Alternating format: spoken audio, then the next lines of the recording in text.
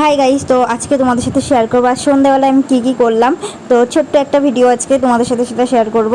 তো আজকে সন্ধ্যাবেলায় দেখো ভীষণ গরম পড়েছে, আর আজকে সন্ধ্যাবেলায় বলে না, এই কয়দিনই একভাবে প্রচুর গরম পড়েছে। আর আজকে আমার মা এসেছে, মা ছোটো বোন, আর এইটা আমার মা।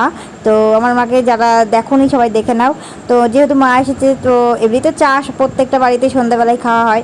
আর এই দেখো আমার শাশুড়ি চা করেছে, তো এদিকে বিস্কুট দিয়ে দিচ্ছে মাকে। আর আমিও একটু চা খেয়ে নিলাম গরম গরম। আর সত্যি কথা বলতে এখন আর চা খেতে তো ভালো লাগে না, এত যা গরম। তো ওইদিকে আমার বোনটাকে দেখতে পাচ্ছ, আর এদিকে আমিও একটু চা খেয়ে নিলাম। তো চা খাওয়ার পরে চলে এসেছে আবার ফুচকা।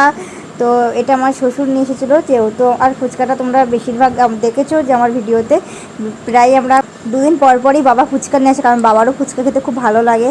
তো আজকে তো একটু স্পেশালভাবে।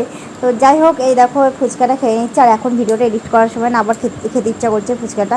এটা হলো সব মেয়েদের একটা প্রিয় খাবার ফুচকাটা। তো যাই হোক, রাতে মা একটু চিকেন রান্না করেছিল, তো খাওয়া দাওয়া করে শুয়ে পড়েছিলাম। তো টাটা বাই, গুড নাইট।